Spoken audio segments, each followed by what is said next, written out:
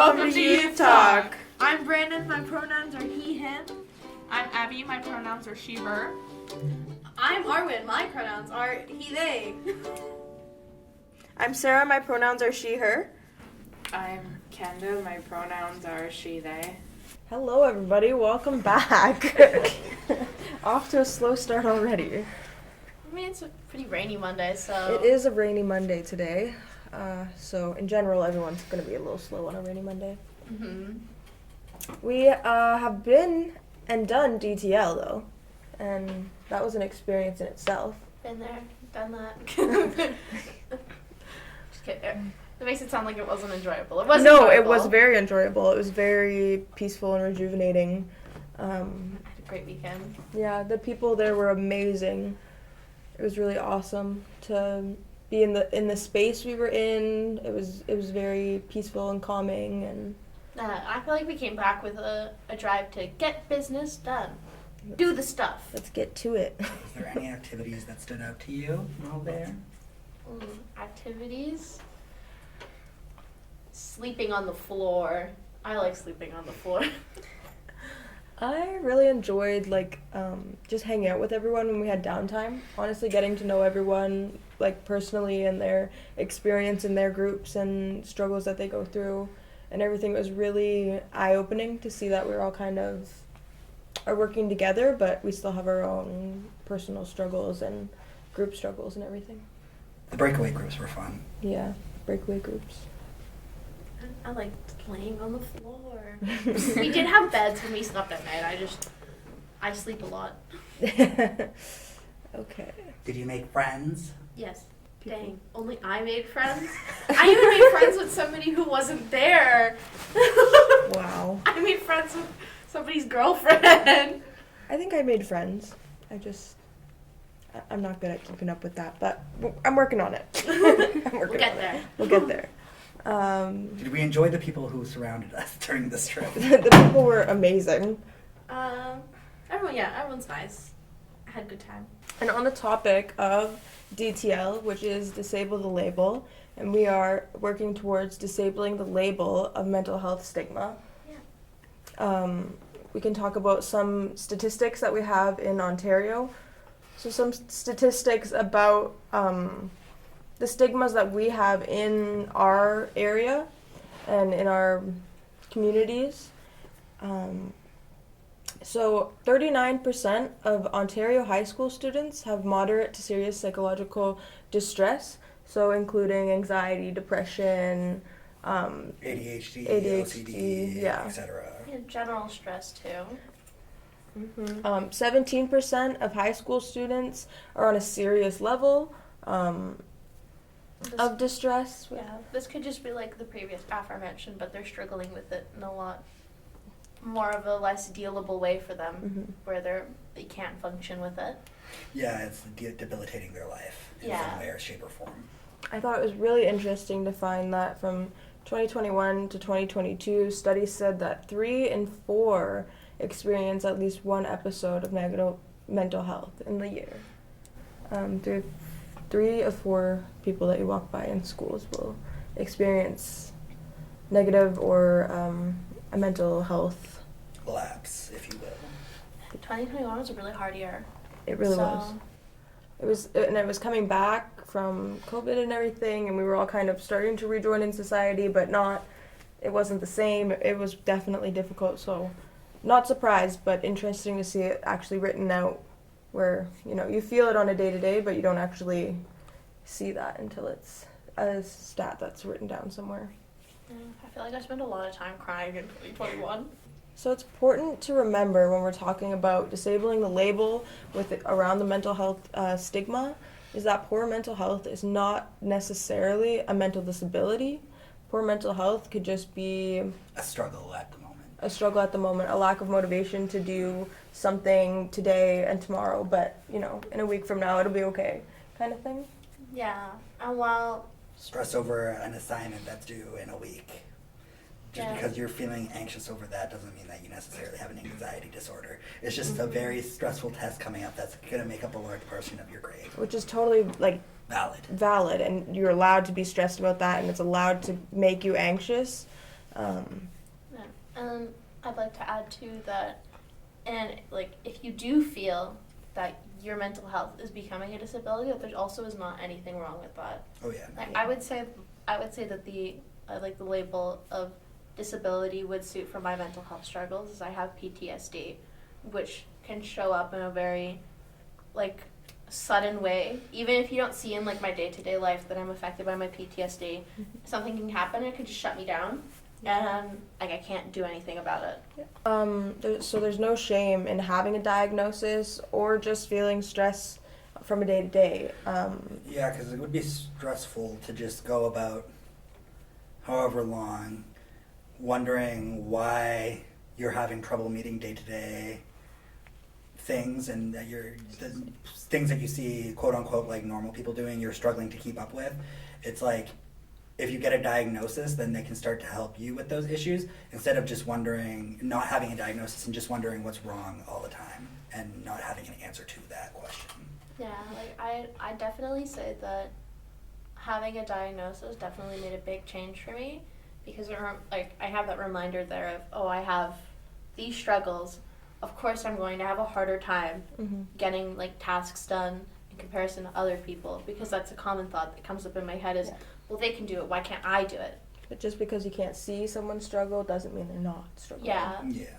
And at the same time, like, a diagnosis doesn't define you. Not that there's any shame in having a diagnosis, because I find that statement is often used to, like, be like, well, what's the point in having a diagnosis anyway? That's just putting a label on you. The thing is that these labels can't be helpful in getting help, but it's important to remember that everyone who has a mental illness isn't going to look exactly the same as somebody else with the same kind of mental illness. Like, person to person, it's very different. I have a cousin who's schizophrenic, who cannot function, and my boyfriend's schizophrenic, and he can very much function. It doesn't affect him on a day-to-day basis. Yeah. And so there's a lot of people who would find out that my boyfriend's schizophrenic and immediately assume that he would be on the same level as my cousin, but he's not. He just has occasional hallucinations. Yeah, definitely. It's also important, I think, to remember that just because a diagnosis can help you get treatment and the help you need to live a more tolerable and fulfilling life, it doesn't mean that you're necessarily going to cure that mental illness either. Just because they're able to put a label on it doesn't mean all of a sudden all those problems you were facing are just going to be erased. You're still going to have to learn to deal with them and to adjust accordingly to that lifestyle. Yeah, there's certain things that it's built into the brain chemistry that they can't be cured, but you can, like, they call it going into remission, where this mental illness doesn't affect you on a day-to-day basis, but it's still there. Kind of like how we talk about cancer. Once you have cancer once, you always have that cancer, it's not there affecting you, but you have that chance for it to come back. Yeah, and with the diagnoses or without diagnoses, it's going to be a struggle to get through those, and it's hard to push through every day and know that you are struggling, but try your best to cope with the things that you learn in therapy and counseling, and using those strategies, even though sometimes you're self-aware, like, oh, I need to do this, or I need to drink water today, I need to do this because I know that it's affecting my mental health. It can be very difficult to do those things just in a mindset. Yeah, and I just want to say, like, it's not the end of the world. I know I've seen people who really struggled with the idea that they could be suffering from a mental health struggle, and I felt and like, usually this came from people who I never thought would confide in me about having a mental health struggle, and it was like, there's no shame in having a mental health struggle. Everyone experiences a mental health struggle probably at least once in their life, even if they tell you that they haven't. They might not even know it. They might not even know it. They're like, well, I was just really sad. It's like, okay. Depression. But, I couldn't leave my bed for a month, but I'm fine now. yeah. It may Like, feel like that's the end of the irrelevant. world in the moment, but Yeah, it may feel like the end of the world in the moment, like you've been labeled as, like, quote-unquote crazy. But you're not crazy. You feel othered. Yeah, you feel like an alien, but you're not an alien. there might be people around you who have mental health struggles that you just don't see. Mm-hmm. Yeah, you gotta remember mental health disabilities or anything like that are like different than a broken arm, because when you have a broken arm you get a cast, and when you're walking down the street everyone is gonna look at you and go, be careful, don't bump that guy, he has a broken arm, we don't want to hurt him more than he already is. Where when you're depressed and stuff, people aren't gonna have that mindset of being like, oh well, they're already in pain right now, gotta be careful what we do and say around them because we don't want to hurt them more than they already are. Mm-hmm. They don't have that indication to go off of. Yep. Yeah, I definitely feel like that's one thing that needs to change, because, not necessarily, because obviously you can't tell who has depression, but I feel like mental health struggles aren't taken as seriously as they should, especially with like labels that we consider as more quote unquote normal, like depression and anxiety, where those can be extremely difficult to deal with, but it's always like lessened of like, oh, it's just anxiety, just do so and so, take a yoga class, and I'm like, yoga makes me stressed. Yeah. Yeah, and what works for one person necessarily isn't going to work for another person. There's trial and error involved. Same with medications. It takes time for medications to adjust to a body and to start to do what they're meant to do. Like, you can't just expect overnight for things to get better. It takes effort on both behalves. Mm-hmm. And it's not like a one size fits all type of thing. Like everyone's different. Exactly. Yeah, and even like medication might not be helpful from person to person. Oh yeah. I have a medication that's very helpful to me, but my mom tried out a new medication released recently, and she said it made her anxiety a million times worse. She was like, well, I was using it because it had like this a side effect of also being a pain reliever, and that didn't work. I wasn't in pain, but I was constantly anxious. So, and then there's also a lot of connections between poverty, mental health, and addictions. Especially in our community and region where we are, I find that's huge. Well, it's like a triangle. All parts are evenly reliant on one another. Yeah. Where if one piece of that puzzle is not coherent with the others, it falls apart and it can't sustain itself anymore. Yeah. Yeah, and it becomes like a vicious cycle of your mental health and your like poverty affecting your mental health, which a lot of people use drugs or alcohol to deal with because it gets them through the day, and then makes their poverty worse, which then makes their mental health worse, which then pushes them further into addictions. Mm-hmm. And it's like we have to find a way to deal with one of them. I think the only one that, like, the only thing... All three of them need to be addressed at once for it to have a actual result that gets them out of that cycle.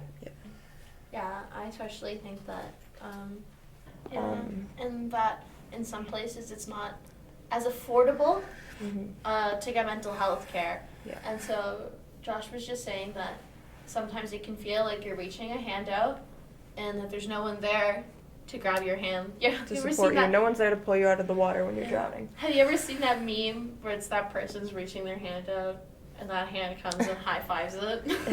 No, but I need to now. That's what it makes me think of. Yeah. But yeah, and it's just important to remember that a struggle with mental health and maybe a fight, there may feel like there's no light at the end of the tunnel, but just remember that things will eventually get better, even if you don't feel like they're going to get better. And, people with mental health struggles live like they have like a blinder on, and that we can only see the doom and gloom, whereas other people don't have those blinders and they can see that there's possibilities. And the light is out there. The light is out there, but all we can see is the doom and gloom in front of us, and it's important to remember that those possibilities are there, and that even just to see that there are possibilities outside of your struggle is a struggle to get to that point. Yeah. But the world won't end, at least without you. It's not the end of the world, even though it seems like it is right now. Yeah. And that you'll never get to experience good things if you give up before you can actually experience them. Mm-hmm. Very true. Yeah. It's like you miss all your shots you don't take, and I hated that so much as a kid because I was such like a that's never going to get better kind of person. But really, it does. Once you put that foot forward and you consciously work on it, and it takes a lot of work Mm-hmm. and a lot of tears to get to that point. We have written that it may be a fight, but it's worth it. But I think it's more accurate. It will be a fight, but it's worth Yeah. it. It's Yes. not it may be. It will be a is, fight. yeah. It is a Yes. fight, but it is worth it. Yeah. It's not necessarily what is fair to that you have to fight for that, but like nothing worthwhile comes easy. So Yeah. if you and you're worth the fight too, to remember that like even when it seems hard and that you're losing the battle, you're worth fighting anyway, and to not give up. Yeah. Yeah. And I know that like once I put my foot forward and started really working really hard, and I know that other people would have to put more of a fight up because I had a support system there that was Yeah. there to help me, and I had people who wanted to see me get better. I know that once I put my foot forward and really worked hard, that I mean it took a while and a lot of tears and a lot of crying. It got better, and I'm at a point now where I don't feel as affected by Mhm. things like my social anxiety. So I still get kind of freaked out when people in the grocery store stand like really close behind me because I'm so used to COVID, and I'm like, social distancing. What are you doing standing up with my butt crack? 6 feet, Guys. guys. 6 feet, 6 friend. feet. Yeah. But that's more of a thing of, whoa, I'm not used to people standing right behind me. But I can like have friendly conversation with people at the grocery store, even though I know I'm awkward. Like it's just what it's gonna be like. But I don't mind the fact that I'm awkward. I don't care if people think that I'm awkward. Yeah. I just worry about my own little self. I do my own little thing. Yeah. Yeah. It's important that if you're struggling right now, there are places to get help. If you don't know where to get help, we do post at the end of our video. There's a pop-up with the crisis line and some different resources that you can look at and look Yeah. into if you need help and you're not sure where to start.